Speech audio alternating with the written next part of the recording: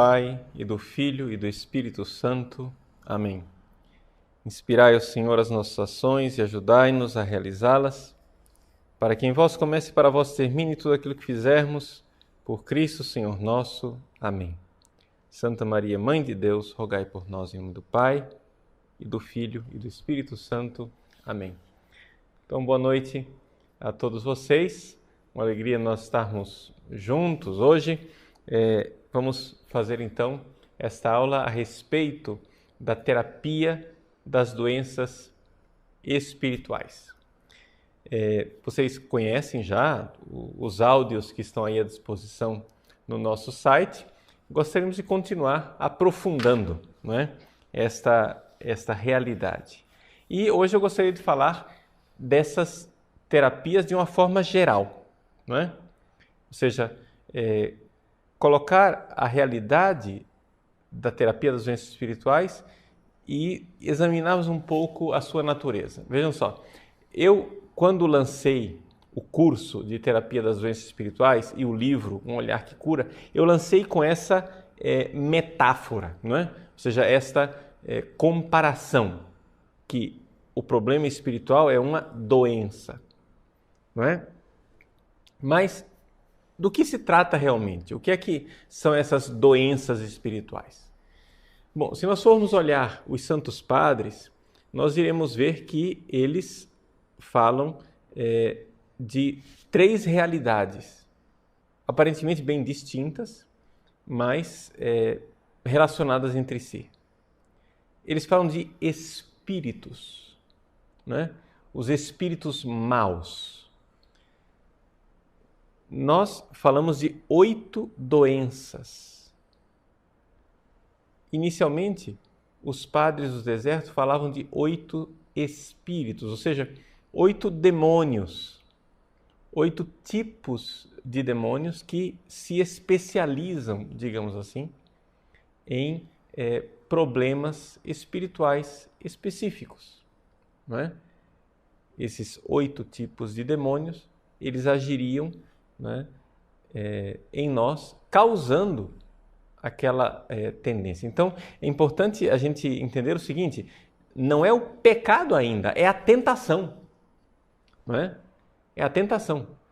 É uma causa externa. Nós temos que ver aqui uma coisa que os Santos Padres nos recordam, que está dentro da nossa fé cristã, e é isto: o pecado é uma invenção angélica. O pecado é uma realidade inventada por um anjo, Satanás e os seus demônios. Portanto, quando nós pecamos, nós cremos que, juntamente com o nosso pecado, existe uma sugestão, não é? Demoníaca. Então, essa é a primeira coisa. A primeira coisa é nós compreendermos que nós não estamos sozinhos nessa história. Existe uma verdadeira luta espiritual, né? Uma verdadeira batalha espiritual. Existe um livro que foi lançado recentemente, deixa eu ver aqui a data, é de 2011, né? Do Enzo Bianchi, chamado Una lotta per la vita, que trata exatamente dessa história da luta espiritual, não é? Conoscere e combattere i peccati capitali. Então é exatamente o tema das doenças espirituais, os pecados capitais. Mas ele inicia colocando essa realidade da luta, não é? Da luta com Satanás, da luta com o demônio. E isso daí é algo muito presente na tradição espiritual da igreja. Não sei se vocês se lembram, eu sugeri a aquisição de um livro, dizendo que iríamos fazer um curso espiritual a respeito desse livro, né? O Combate Espiritual, de Lorenzo di Scupoli, né? Original italiano, Il Combattimento Spirituale, de Lorenzo di Scupoli. É nessa direção. A vida espiritual nossa é um combate, é uma luta. E nós perdemos essa tradição, nós perdemos essa noção, né, de que nós estamos nesse mundo numa luta. Nós estamos nesse mundo e que a nossa luta não é contra a carne, contra o sangue, mas é contra os espíritos espalhados pelos ares. Portanto, existem demônios que se especializam, por alguma razão, em alguma área da nossa vida. E eles nos tentam. A pergunta que a gente pode fazer é por que é que nós somos tentados, né? Por que é que Deus permite que nós sejamos tentados por esses espíritos maus, por esses 8 espíritos maus? Por quê? Bom, a explicação, a resposta verdadeira está nos mistérios de Deus, da sua providência. Mas nós sabemos que Deus não permitiria o mal, se desse mal Ele não pudesse tirar um bem maior. Então, isso quer dizer o seguinte, que se nós somos tentados, é porque isso é a melhor coisa que podia acontecer conosco, não é? Para a nossa salvação. A Imitação de Cristo, né, que é um livrinho que muitos de vocês conhecem, a Imitação de Cristo diz assim, que a tentação, né, é aquilo que justifica o homem. Ou seja, o homem tentado, ele que vence a tentação, ali é que existe uma verdadeira justificação. E isso, a Imitação de Cristo, coloca isso no século XV, né? É um período já de devoção moderna, mas se vocês forem ver, lá atrás, nos Padres do Deserto, já existem ditos, né, esses apotegmas, não sei se já ouviram falar, são pequenas frases, né? Essa palavra apotegma vem do grego apoftegma. Os apotegmas dos Santos Padres do Deserto, essas pequenas frases, são pequenas frases pedagógicas. Existe uma frase que diz assim, sem a tentação, nenhum homem poderia ser salvo. Então, existe essa coisa de que a luta é realmente para nós a ocasião de mostrarmos o nosso amor por Deus. Se Deus permite, nós não sabemos exatamente por que Deus permite, mas se Ele permite, Ele quer tirar algo extraordinariamente bom dessa história toda. E é para nós a oportunidade de mostrarmos o nosso amor por Ele. Então, gente, vamos, primeira coisa, né, colocar na nossa cabeça e no nosso coração o fato de que nós estamos numa luta. Não estou dizendo isso para vocês viverem uma paranoia, viverem agora vendo demônios em todos os lugares, nada disso. Quando um médico chega e avisa aos seus pacientes que existem bactérias em todos os lugares, ele não faz isso para você ficar paranoico, mas ele faz isso para você saber, olha, você, né, já está com essa idade que você tem, né? Eu estou com 45 anos, vou fazer 45 anos amanhã, hein? Amanhã é meu aniversário, né? Rezem por mim. Bom, eu estou com 45 anos, faz 45 anos que eu convivo com as bactérias. Até agora elas não me mataram. Já lutamos bastante, né? Mas nem por isso, isso não é uma paranoia, um problema. A gente convive sabendo que deve lutar e que pode sim vencer. Então também os demônios. Deus não me permitiria tentações maiores do que a sua graça. Se Deus permite a tentação, a graça dele sustenta as nossas forças nessa luta. A gente tem uma famosa história de Santo Antão, né, do deserto. Santo Antão estava lutando com o demônio e clamando a misericórdia de Jesus, pedindo que Jesus viesse salvá-lo, viesse ajudá-lo. Senhor, misericórdia, vinde meu auxílio. Deus, vinde meu auxílio. E lutando com o demônio. Quando ele finalmente derrotou o demônio e o demônio foi embora, Jesus apareceu.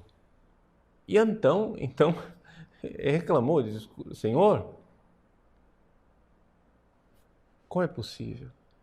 Eu esse tempo todo aqui lutando, clamei por vós e vós não viestes? E Jesus então respondeu para Antão: Antão, eu estava aqui o tempo todo, mas eu queria te ver lutar. Eu queria te ver lutar. Então, esta luta.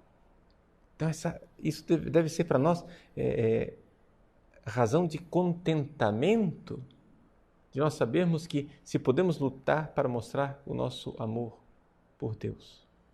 Agora, o fato seguinte é que o demônio nos seduziu, nós caímos, tivemos o pecado original, então ficaram marcas em nós. Essas marcas que ficaram em nós, elas podem ser vistas como sendo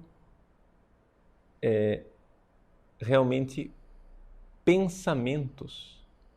Os santos padres usam essa palavra, logismos. Então a primeira palavra que eles usam para dizer são espíritos maus, né? Pneuma é um espírito mau. Segunda, logismos. Um logismos é um pensamento. Logos, né? Razão, palavra. Logismos é um pensamento, é um jeito de pensar. Então, aqui nós estamos vendo como os santos padres eram grandes psicólogos, não é? Grandes psicólogos. Eles viam que os demônios agem, sim, mas eles geram em nós algo que é bem nosso, é bem humano, são os pensamentos. Então, quando nós nos confessamos de maus pensamentos, de uma forma geral, a gente pensa o quê? Tive maus pensamentos. Quando a gente ouve isso no confessionário, a primeira coisa que um padre pensa é o quê? Que essa pessoa está se confessando de pecados contra o 9º mandamento, né? Desejar a mulher do próximo. Maus pensamentos, pensamentos eróticos, pensamentos pornográficos.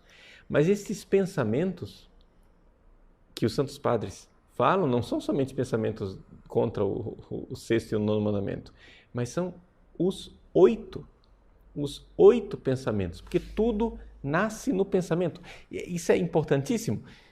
Nós saímos dos anjos, não é? Então desce um pouco mais, venha para a razão do homem. É sempre na alma, sempre na nossa alma. Mas aqui nós estamos na base dos pensamentos. Veja, gente, o que peca em nós não é o corpo, o que peca é a alma.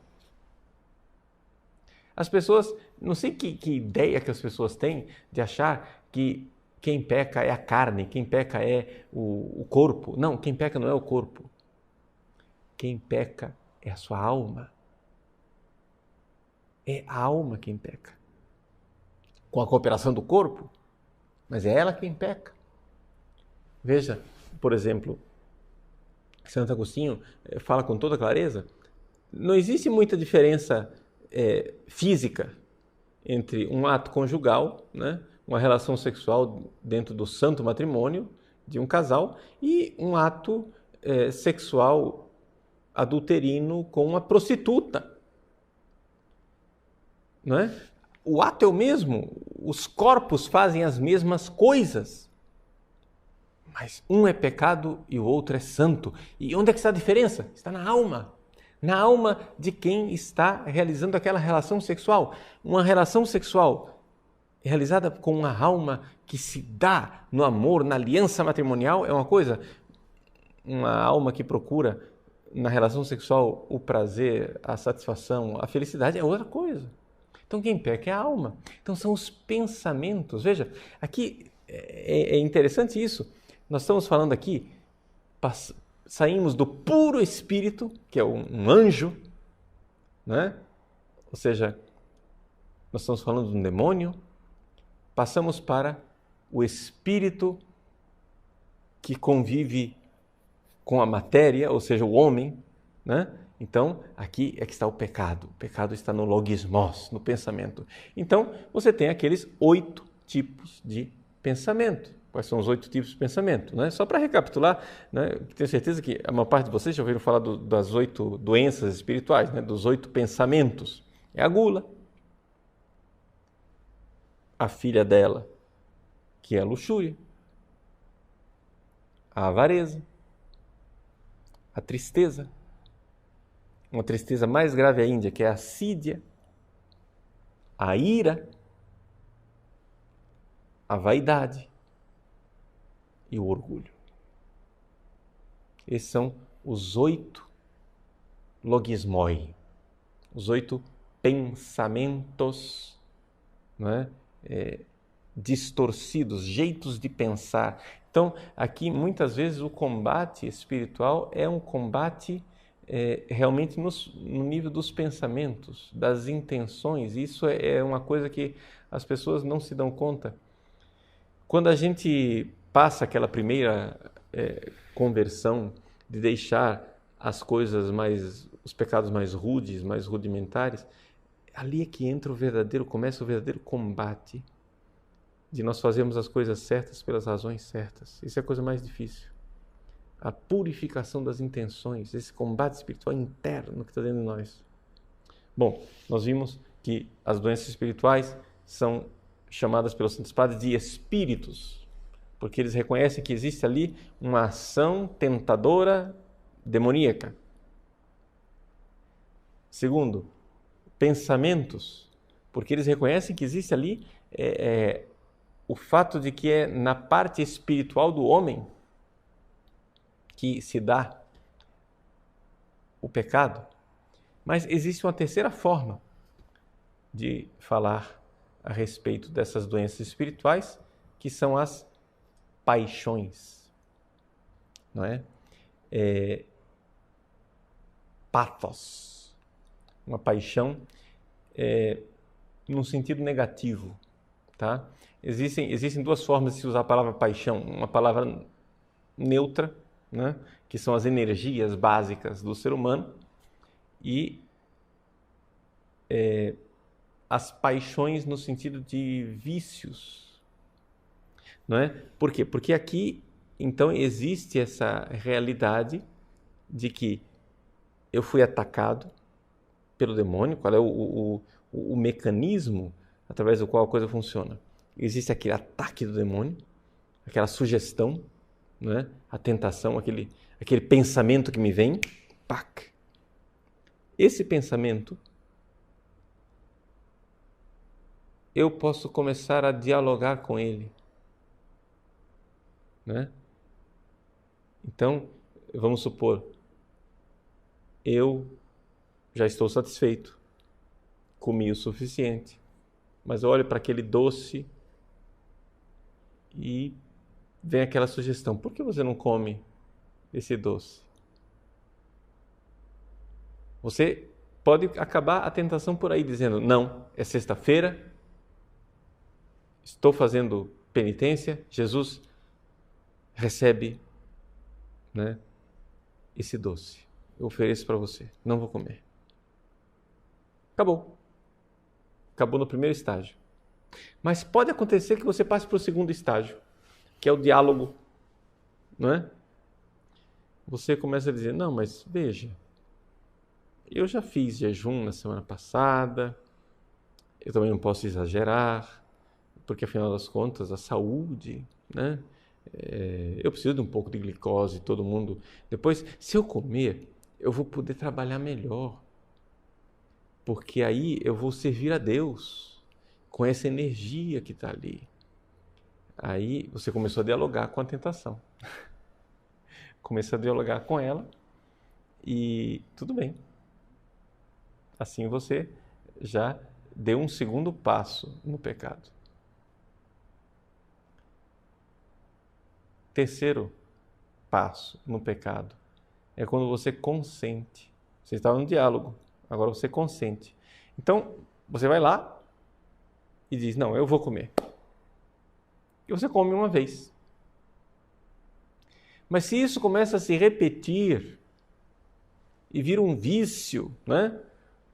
O cachimbo que entorta a boca, né? Aquele negócio vicia você, você passa para uma quarta fase, que é a fase da paixão propriamente dita. Ou seja, os padres reconhecem também nas doenças espirituais um vício moral, uma realidade que você causada por você mesmo, não é? Então vejam, as três realidades. O demônio, não é?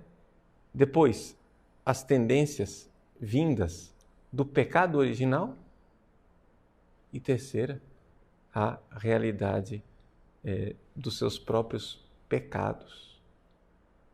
Você fez, você se viciou, você foi se enredando, você foi se algemando, foi colocando grilhões que escravizaram você naquele pecado. Então, vejam como houve uma progressão. Então, aqui são as lições que a gente tira somente de olhar para as três formas como os padres designam as doenças espirituais. Eu, quando lancei pela primeira vez o curso, né, quis dar o nome de doenças espirituais, porque é uma metáfora. Para quê? Para não assustar o freguês, né, logo de início. Mas devido ao sucesso que tudo isso fez, graças a Deus, as pessoas começaram a estudar, começaram a ver. Agora nós podemos já mostrar que existem outros nomes. Os outros nomes dessas doenças espirituais são espíritos maus, ou pensamentos maus, ou então paixões desordenadas, né? Essas três realidades, que são lá nos padres gregos, sobretudo, entre os padres ocidentais, são chamados de pecados capitais, né? Pecado capital, porque tem nada a ver com dinheiro, né? Pecado capital, porque são pecados que geram pecado. Veja,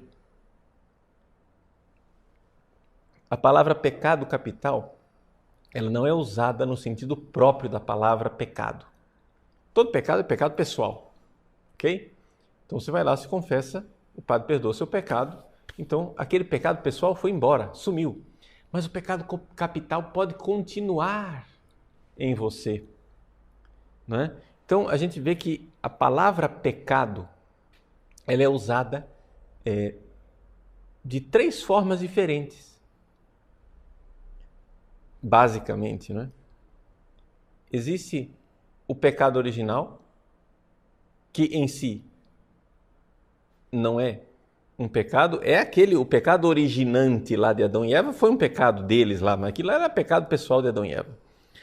Mas as consequências que ficaram em nós, ou seja, essa tendência, essa coisa que está em nós, essa doença, essa disfunção, essa lei da gravidade que nos puxa para o pecado, isso aí é chamado de pecado original.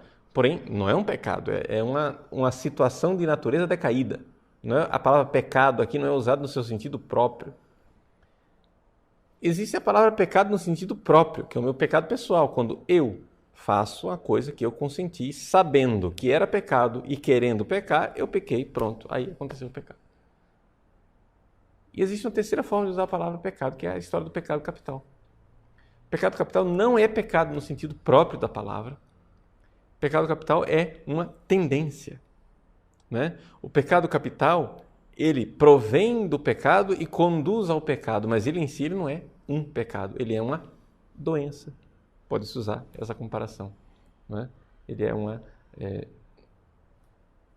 uma paixão desordenada, ou ele é um mau pensamento, um jeito que eu estou sempre recorrentemente pensando, ou ele é um demônio que me tenta, não é?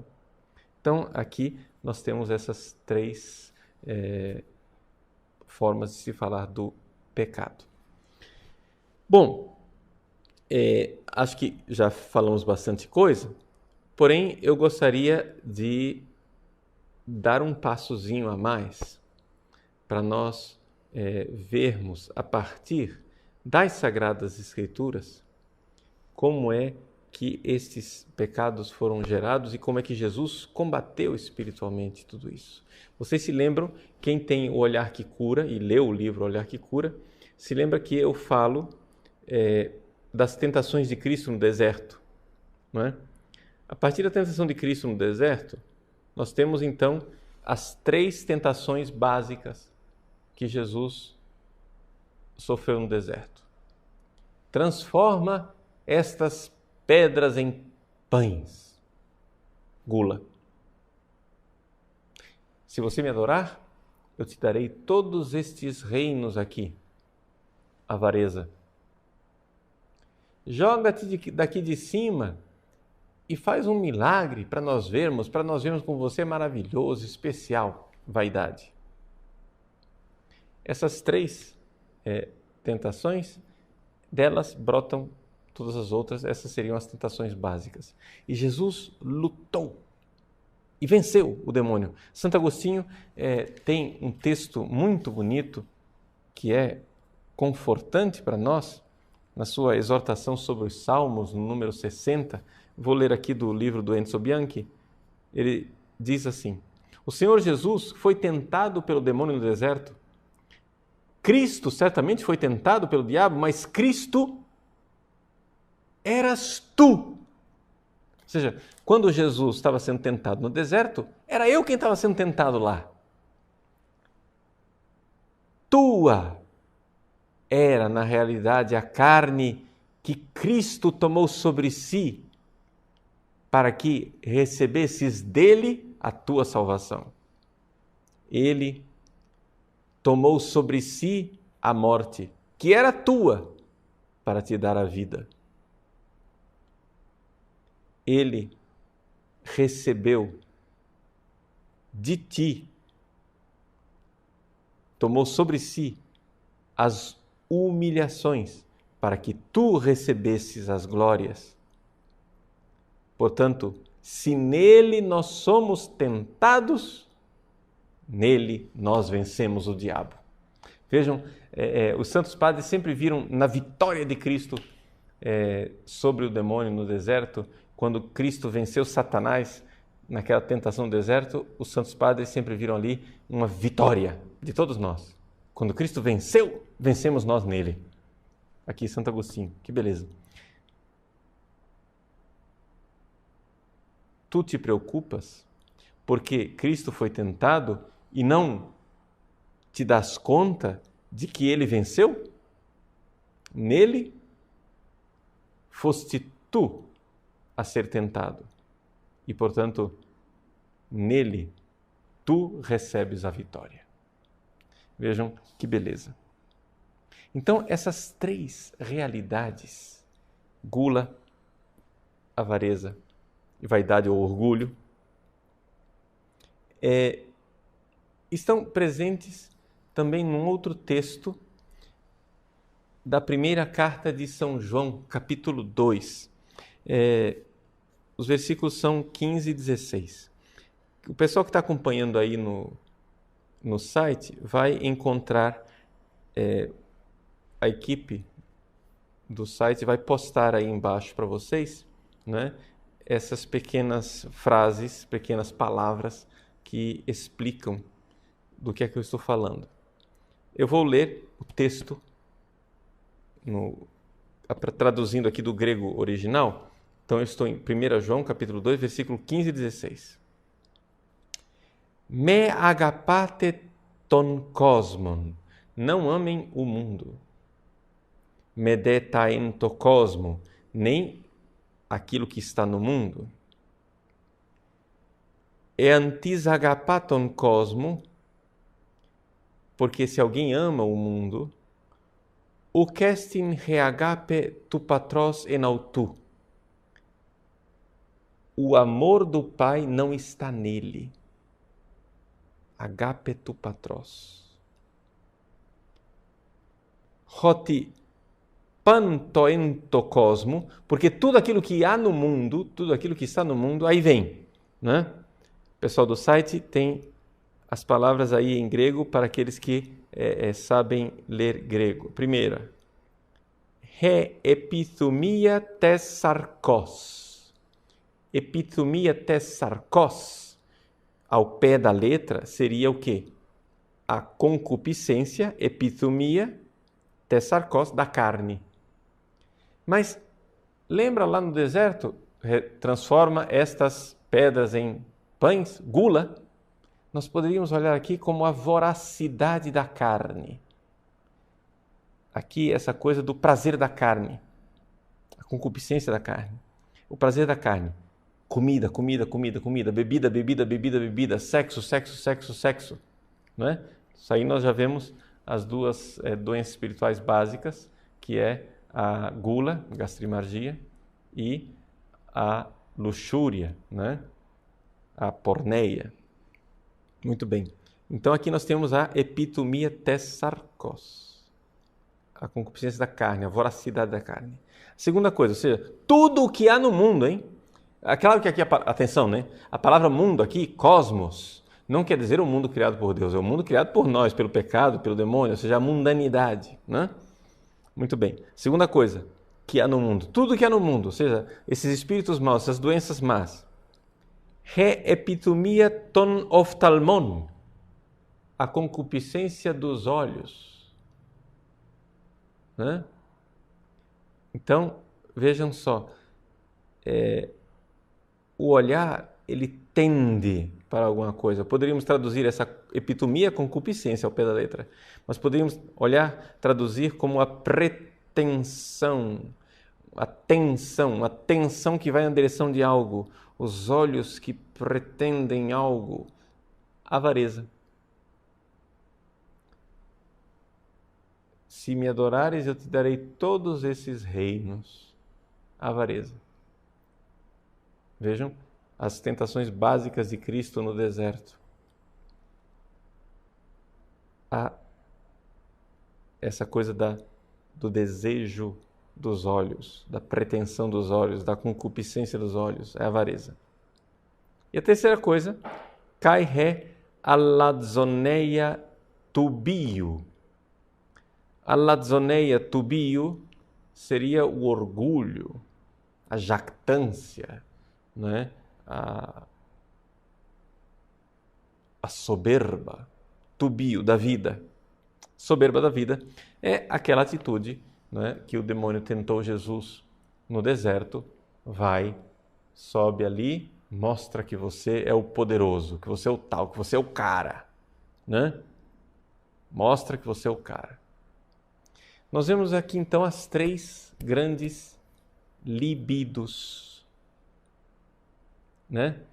Em latim, a libido amandi, é uma libido erótica, a libido da carne, ou seja, a libido de comer, beber, fazer sexo, libido amandi. A segunda que nós temos é uma libido possidendi, de possuir, avareza.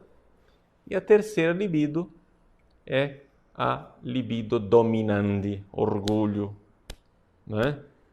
Orgulho, libido de dominar. Essas são as três libidos que nós temos dentro de nós, que são tendências para o pecado. Como nós vamos combatê-las? Muito bem, podemos falar disso um pouquinho depois do nosso intervalo, mas eu já aceno para você. O combate, essas três realidades, nós podemos viver vivendo os três conselhos evangélicos, que é a castidade, a pobreza e a obediência. A castidade combate a libido amandi, ou seja, a epitomia tes sarkos, a concupiscência da carne, a gula, o sexo desregrado. A pobreza, ela combate a epitomia ton oftalmon, dos olhos, a avareza, né? O olho gordo, né? Dá para você entender o que é a concupiscência dos olhos, né? Essa coisa, fulano está de olho grande, né? Está com o olho gordo, está querendo. Então, essa avareza combata com a pobreza. E terceiro, né? A lazoneia tes bio, tubio é o quê? Esse orgulho, essa libido dominante que é combatido com a obediência a humildade de obedecer a Deus, antes de tudo, mas também aos superiores. Vamos fazer um pequeno intervalo, a gente volta depois para responder as suas perguntas, ok? Até já. Muito bem, nós retornamos, né, ao nosso curso, nossa aula de hoje a respeito das doenças espirituais. Como vocês viram, eu falei e deixei um pedacinho para depois do intervalo a respeito da pobreza, obediência e castidade. A pobreza, obediência e castidade revelam também um outro aspecto importante que eu não tinha mencionado, que é o fato de que existe um caráter idolátrico nas doenças espirituais. O caráter idolátrico quer dizer o seguinte: existe uma criatura que está no lugar de Deus. Então, quando você tem um problema de castidade, você está colocando pessoas no lugar de Deus, concretamente também está colocando o prazer no lugar de Deus, não é? Depois, quando você tem um problema da avareza, você está colocando coisas no lugar de Deus, ou seja, o ter no lugar de Deus. E, finalmente, quando você tem um problema de soberba ou de vaidade, você está colocando a você mesmo no lugar de Deus, ou seja, o poder no lugar de Deus. Então, pessoas, coisas, você, o prazer, o ter e o poder. Então, aí nós temos o quadro completo, não é, daquilo que nós estávamos avaliando, e tudo isso naquele combate espiritual básico de Nosso Senhor Jesus Cristo, que é aquilo que São João dizia aqui, importante, né? Porque tudo o que há no mundo, então, assim, tudo que no mundo é isso. Isso resume mais ou menos as doenças espirituais que depois brotam dessas 3 raízes. Ok, algumas perguntas básicas. A Daniela Souza pergunta assim: Padre Paulo, gostaria de saber se os ciúmes são uma espécie de doença espiritual e se existe cura para isso. Conheço pessoas que têm ciúmes do esposo, dos filhos, dos pais. Isso é uma doença espiritual? Sem dúvida nenhuma, Daniela, o ciúme é uma doença espiritual. Agora, é importante você notar o seguinte: existem os ciúmes que não são doença. Existe o ciúme bom. Deus tem ciúme de nós. Mas o ciúme bom, ele é importante a gente saber o que é o ciúme bom, porque o ciúme mau é uma distorção do ciúme bom. Não sei se dá para entender. O ciúme bom, o que é? É uma forma de zelo. E o zelo é uma manifestação do amor. Eu amo uma pessoa, por exemplo, eu sou um pai e eu sei que o meu filho, para que ele esteja bem espiritualmente, ele precisa me amar. Então, eu quero que ele me ame e que ele não me troque por outros pais mundanos que os leve para o pecado, que leve para longe de Deus, etc, etc.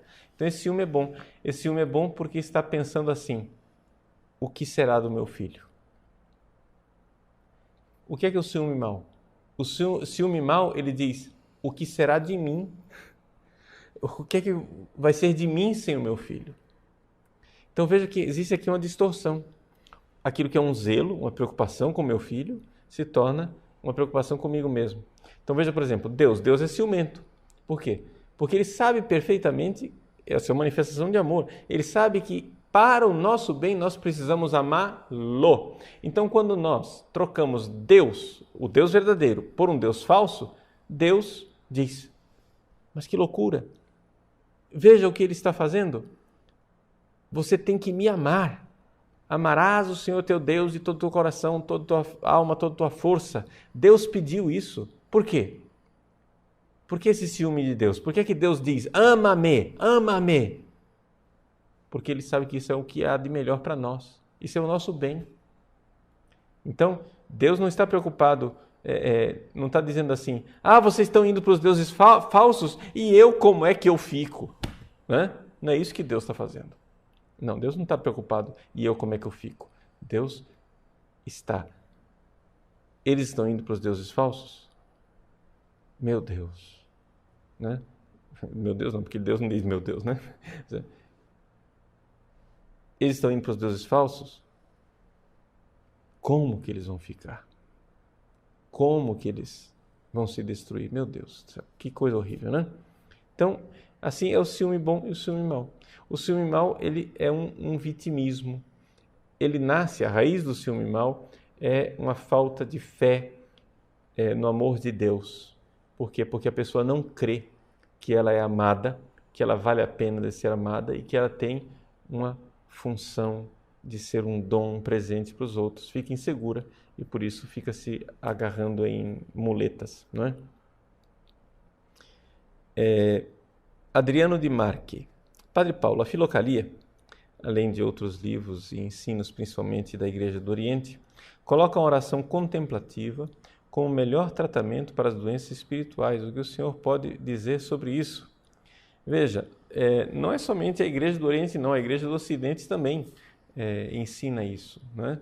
Se você for pegar concretamente aquilo que são os ensinamentos de doutores espirituais como os monges de Cluny, Hugo de São Vítor, Ricardo de São Vítor, o próprio Santo Tomás de Aquino, né, e Companhia Limitada, todos esses doutores espirituais, eles nos ensinam, né, como é que nós podemos combater as doenças espirituais, né? Então isso tudo é também muito importante. Como? Através da contemplação. A contemplação, por exemplo, como ela é ensinada por Santa Teresa d'Ávila, por São João da Cruz, também o Ocidente conhece bem essa realidade, né? O estudo que leva à contemplação da verdade, tudo isso são coisas que realmente combatem as doenças espirituais. Por quê? Porque é a visão da verdade. Se a doença espiritual ela é uma mentira, porque o demônio é o pai da mentira, quando você contempla a verdade, é aí que você está no caminho correto, né? Fernando Oliveira, ele comenta do Santo Padre Pio de Pietrelcina. Ele diz assim: qual a lição que podemos aprender com ele no caso das tentações? Bom, veja, o Padre Pio, é interessante, Padre Pio, São João Maria Vianney, esses grandes santos, modelos do sacerdócio, Deus permitiu que eles vivessem coisas até um pouco estranhas, como, por exemplo, agressões físicas por parte do demônio, né? E isso daí foi vivido, né, de forma assim extraordinária por eles, não era o normal, mas quase que para dizer, vejam, eles que são sacerdotes são modelos, né, para nós, são modelos de como é que nós devemos viver nesse combate. Também Santo Antão, por exemplo, né, monge do deserto, viveram essas coisas. Então, esses grandes santos, parece que eles são, Deus permite, na sua providência, que eles tenham tentações maiores e situações mais dramáticas para serem modelos para nós. Marcos Paulos. Caro Padre Paulo, hoje em dia praticamente não se ouve falar dessa questão das doenças espirituais e na ascese. Isso deve-se ao fato de que a presença monástica tenha diminuído no Ocidente? Ou qual a explicação para isso? Veja, Marcos Paulo, não acho que seja só uma questão de ter diminuído a presença monástica, não. Eu acho que é realmente uma questão de estratégia do próprio demônio. Ou seja, o demônio ele não quer que nós o combatamos. Então, a melhor coisa quando você está atirando no inimigo, o inimigo se faz de morto, né? E aí pronto, você não combate mais. Hoje em dia ninguém acredita mais na existência do demônio. Então vamos pegar as 3 formas que eu identifiquei, né? Que é que as doenças espirituais são espíritos, demônios. Ninguém acredita mais na existência do demônio. Então, vai combater o quê? Segunda coisa, os maus pensamentos, né? Essas formas de pensamentos doentios. Hoje em dia se valoriza, nós temos que valorizar a vida, isso é natural, né? Tudo é tudo muito natural. Imagina, se você tem tentações sexuais, isso é a coisa mais natural do mundo, você não pode recalcar, não pode reprimir, né? Deixa fluir os seus pensamentos. Terceira coisa, as paixões, né? Não se acredita mais em pecado original. Não se acredita mais que existam paixões em nós. Então, assim, é estratégia do demônio que, vamos ser sinceros, está faltando fé. O problema, ou seja, se tivermos mais vida monástica, graças a Deus, mas eu não vejo que a questão da vida monástica seja a raiz. O fato de não termos tanta vida monástica no Ocidente é um dos sintomas da nossa doença. Nossa doença chama-se falta de fé. Se você não tem fé, você não vai se entregar à vida de monge. Se você não tem fé, você não vai combater as doenças espirituais. Então é uma falta de fé baseada no fato de que nós entramos na artimanha do demônio, né? O Marcelo Vidal, o que fazer quando a vontade de pecar contra a castidade é algo forte, um desejo implacável? Veja, Marcelo, a primeira coisa é você saber que isso chama-se mentira. O principal órgão sexual que você tem é o cérebro, né? Não adianta, o seu problema não são o seu problema é uma pessoa que tem tentações sexuais muito fortes. Seu problema não está nos órgãos genitais, seu problema está no cérebro, não é? Eu conheço, por exemplo, pessoas que têm problemas mentais, né? Eu conheço um rapaz que tem seus 30 anos de idade, né? Forte, robusto, cheio de saúde, mas tem um problema mental. E porque ele tem esse problema mental, ele não tem absolutamente nenhum problema sexual, né? Os órgãos do corpo dele funcionam todos perfeitamente, mas se o cérebro não funciona, as coisas não vão para frente. Então, a realidade você tem que lutar, né? Fazer um combate espiritual mesmo e ver que você, na verdade, não tem fé. Uma das coisas que estão na raiz dos nossos problemas espirituais, e com isso eu concluo aqui as nossas perguntas, o que está na raiz dos nossos problemas espirituais é exatamente o medo da morte. E nesse sentido, a fé na ressurreição de Cristo é que nos ajuda. Por quê? Porque você tem medo de perder essa vida. Você acha que essa vida vai ser tudo. Quando você crê realmente que existe uma vida maior e melhor com Cristo Jesus, então você está disposto, né, a lutar e a dar sua vida. Então, falta fé, né? Você precisa crer que a felicidade não está aqui. Crer que essa vida aqui é uma luta mesmo, é um combate, né? E, claro, nós vamos e podemos um dia fazer uma aula só sobre a questão da luxúria e da porneia, mas isso daí exige muito mais tempo do que essa breve resposta que eu estou dando aqui para você. Tá bom? Vamos colocar-nos debaixo do manto sagrado da Virgem Maria.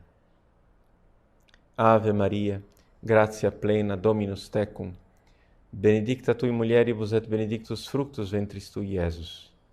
Sancta Maria Mater Dei, ora pro nobis peccatoribus, nunc et in hora mortis nostrae. Amen. Benedicat vos omnipotens Deus, Pater et Filius et Spiritus Sanctus. Amen.